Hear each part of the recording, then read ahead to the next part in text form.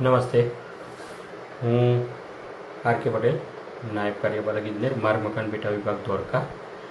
માનનીય મુખ્યમંત્રી શ્રી દ્વારા તાજેતરમાં સતત એકધારા વરસાદના કારણે નાગરિક જીવનમાં રોજિંદા યાતાયાત માટે અતિ મહત્ત્વના એવા રોડ નેટવર્કની તત્કાલ મરામત હાથ ધરવાના અને ક્ષતિગ્રસ્ત માર્ગો અને પુલોના નવીનીકરણ માટે જરૂરી દિશા નિર્દેશનો અને સૂચનાઓ સંબંધિત વિભાગો તેમજ જિલ્લા વહીવટીતંત્રને આપવામાં આવેલ છે. અમદાવાદ જિલ્લામાં માર્ગ મકાન વિભાગ રાજ્ય હસ્તકના કુલ 18 બ્રિજોનું નિરીક્ષણ કરવામાં આવ્યું.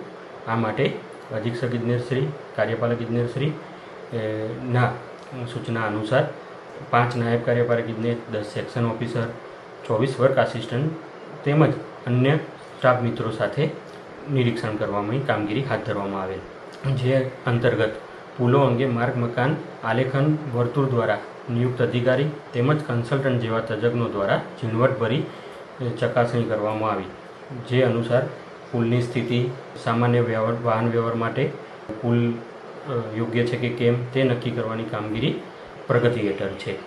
વધુમાં આ સિવાય જિલ્લા વહીવટીતંત્ર દ્વારા પણ તાલુકાવાર ટીમ નિયુક્ત કરી પુલો અવરજવર માટે સુરક્ષિત છે તે સુનિશ્ચિત કરવા તેમજ ગંભીર જણાતા પુલો માટે સત્વરે જરૂરી નિવારાત્મક પગલાં લેવા સૂચના આપવામાં આવેલ છે. વધુમાં જણાવવાનું કે બગોદરા ધંધુકા રાજ્ય ધોરીમાર્ગ પર ભોગાવો નદી પરના જૂના બ્રિજમાં ક્ષતિ જણાતા તેના જરૂરી પરીક્ષણોના આધારે બ્રિજની મરામત અથવા પુનઃ કાર્યરત કરવા માટે નિર્ણયો લેવામાં આવશે. ત્યાં સુધી બ્રિજની અવરજવર માટે બાજુમાં નવીન બ્રિજ બનેલ હોય તેના પર ટ્રાફિક ડાયવર્ટ કરવામાં આવેલ છે. આમ વિભાગ દ્વારા તેમજ સરકારશ્રીની સૂચના અનુસાર સદર બાબતે જરૂરી પગલાં લઈ કામગીરી હાથ ધરવામાં આવી રહેલ છે.